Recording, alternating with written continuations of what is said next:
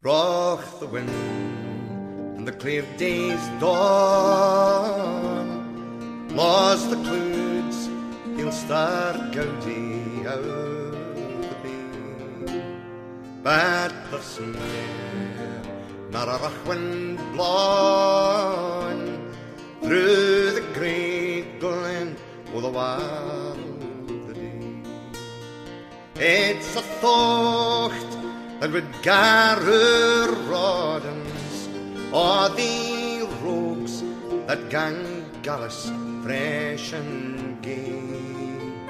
Tak the road and seek other lowlands with the real ploys to sport and play.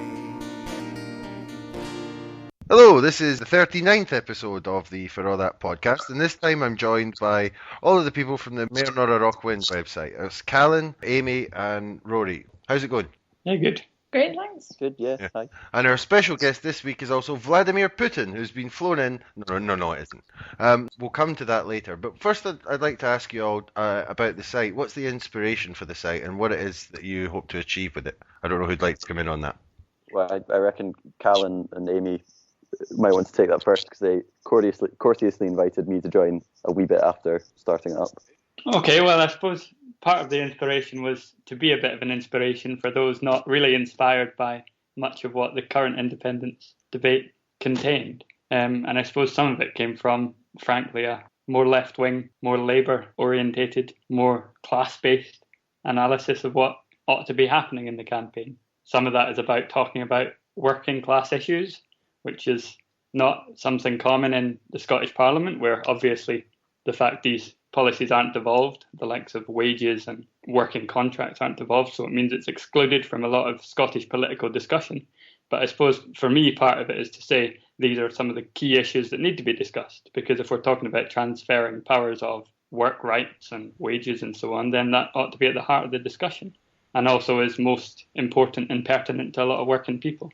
And so it was to try and generate the idea that there's more actually happening in this referendum and in independence than a lot of people talk about. I suppose that's some of the inspiration for me.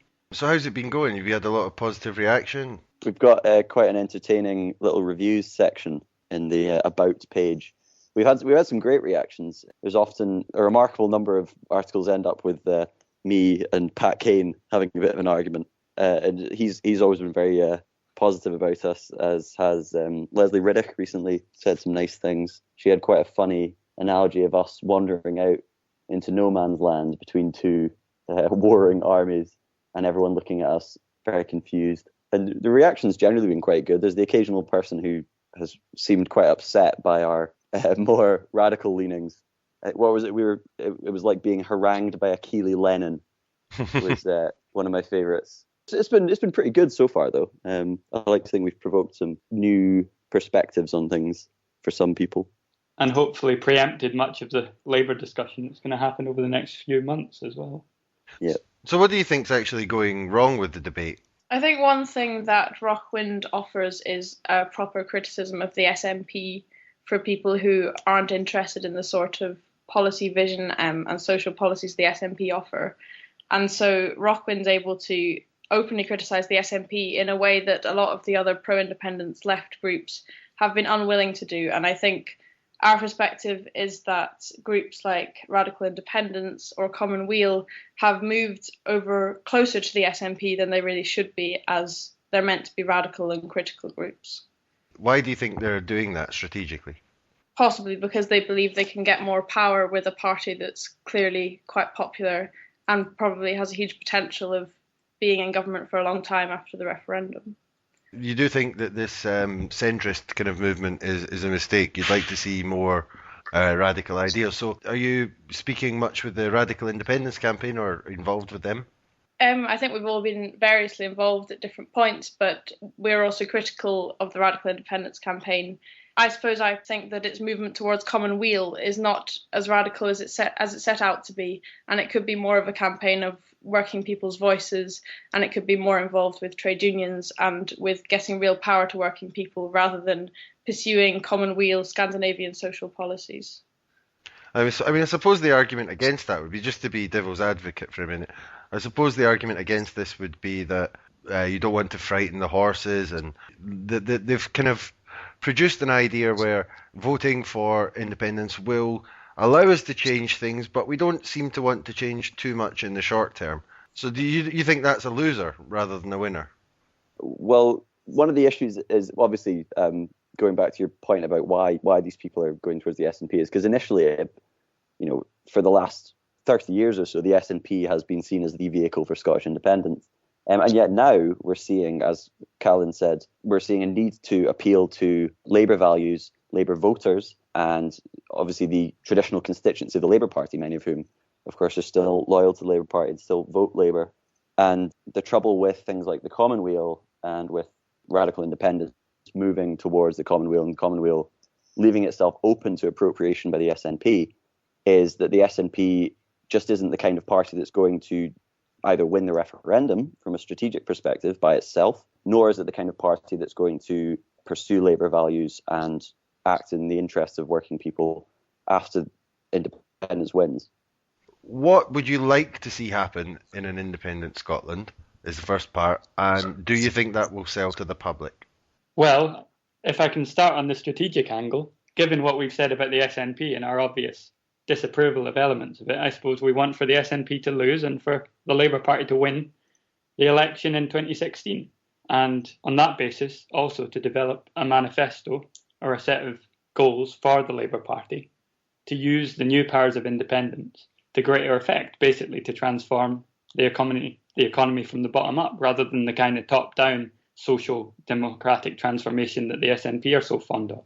And so it's distribution of power to working people in workplaces, and it's using the Labour Party as a vehicle to do that. And obviously that's going to mean confrontation between Labour and the SNP after a yes vote. On a more basic level, confrontation between small L Labour and capital.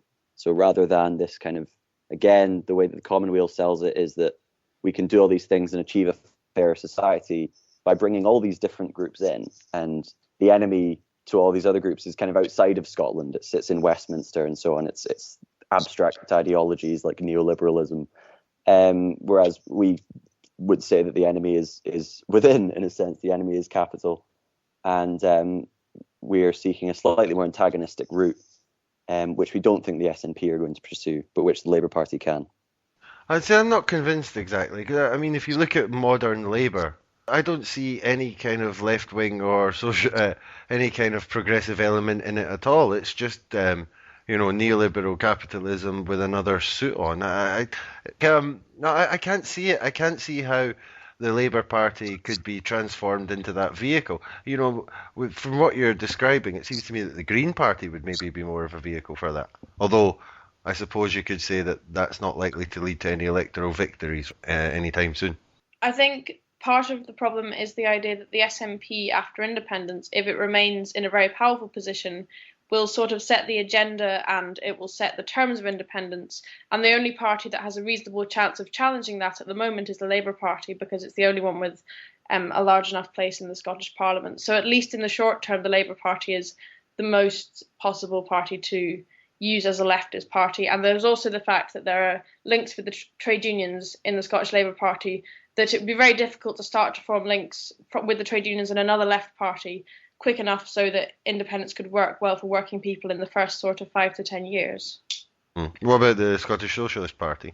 Well, it's tiny and collapsed. Okay, they're trying to rebuild, they'll tell you that. But okay, so if we can move on a bit, one of the topics we've not had an episode for all that for quite a while. So one of the things that's been coming up is the intervention of Putin into the Scottish independence debate at the behest of Cameron. He was asked by Cameron, apparently, although he has denied that. But I just wondered, I'll go to Rory first. What do you actually think about this? Is it showing signs of desperation, or is it showing, exactly the kind of things that you are railing against with the Mayor of Rockwind side? It's very top-down, isn't it? Well, I mean, it's just a classic example of kind of right-wing leaders conspiring to serve their own little interests. I mean, I think it's just really weird, to be honest. I don't know quite what Cameron thinks he's going to achieve. I mean, I'm sure he thinks everyone in Scotland's very left-wing because they won't vote for him, and maybe he thinks Russia's still communist, and that's why Putin's voice will somehow change people's minds. But I don't really understand what he's trying to achieve by appealing to Putin, other than getting Putin to say we're going to be isolated from the international community or something, which, again, for Putin to say someone else is going to be isolated from the international community seems a bit strange. But I mean, I'm just pretty puzzled by it, to be honest. Even what Putin said himself is that, you know, it's up to us to decide, but there are advantages to living in a big country. I mean, I think there's a lot of people in Russia who would, you know, raise an eyebrow at Putin, saying that they are somehow advantaged by living under his rule. So I thought it was all very strange, to be honest. I'm not sure what David Cameron's trying to achieve. I don't think he really knows what he's doing in the referendum. I wouldn't say it's desperation. I just think it's him kind of playing at being a big boy in the playground of international power politics. Amy?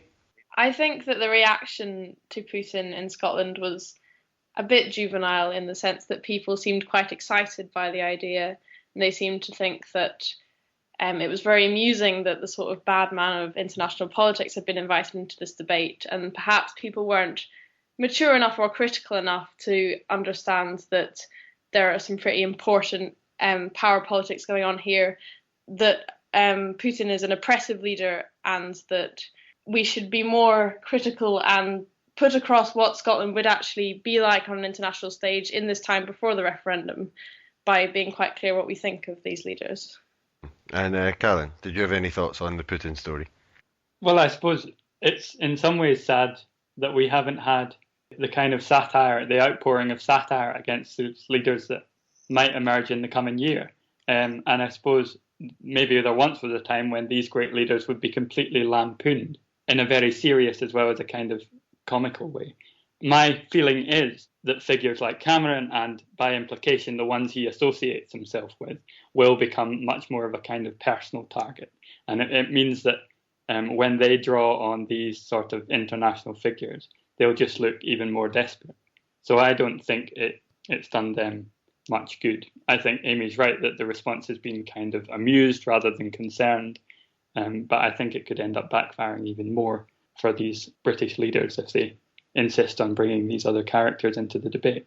Yeah, because it's interesting that you say other characters, plural, because it's been mentioned that they've been touting around the world, please help us stop Scotland. That seems to me is sort of desperation, but also seems sort of bully boy tactic. Yeah, well, I guess clearly Westminster's throwing its weight around. I mean, we've got to expect them to do that. That's how they operate. And yeah, I mean, I'm not hugely surprised that they've been speaking to other governments. I think obviously people are outraged that they've been, you know, lobbying other governments to oppose independence, but I don't think we should be particularly surprised about it, because it is how these institutions operate, and I think we can certainly expect it to continue. I mean, on a slight tangent, it opens up this discussion of that Jim Sillars has brought in on the idea that Britain is at the end of its imperial might, and some of our comrades on the left like to talk about the Empire of Britain all the time. You know, it permeates every element of the No campaign at the moment. But I think there are elements like this in particular which do have a flavour of this old imperial past, to which a lot of people have quite a lot of allegiance. It shouldn't be forgotten. And so we might also see this year a kind of the big, powerful figures of the imperial world being lined up against the sort of nice, friendly, Finnish-looking folk who Alec might be able to appeal to on our side. And it'll be quite interesting, I think, as to whether people fall for the big shots or they go for the kind of more cuddly, more Nordic characters. If only we then had a third element of sort of radical trade unionists that we could draw on to make the case for us, then everything would be much more exciting. But I don't think that's going to happen. Not in a global context. At least not in the short term. No. But I don't think anyone would describe Putin as cuddly, though. Yeah, but you didn't, I know. But okay, if we can move on to another story, because Rory said it's not particularly surprising that Cameron's throwing his weight around and bigger states are behaving in this way. But something I didn't find surprising at all was the recent report that suggested that the mainstream media are favouring the No campaign. I wonder who had any thoughts on that one. Well, I mean, again, it's the Scottish media are, I mean, they're conservative. I mean, obviously the British Broadcasting Corporation, it's in their name. they are going to be they're going to lean towards supporting the thing that sustains them. Again, the Scottish print media, things like the Scotsman, particularly the Scotsman, are just particularly conservative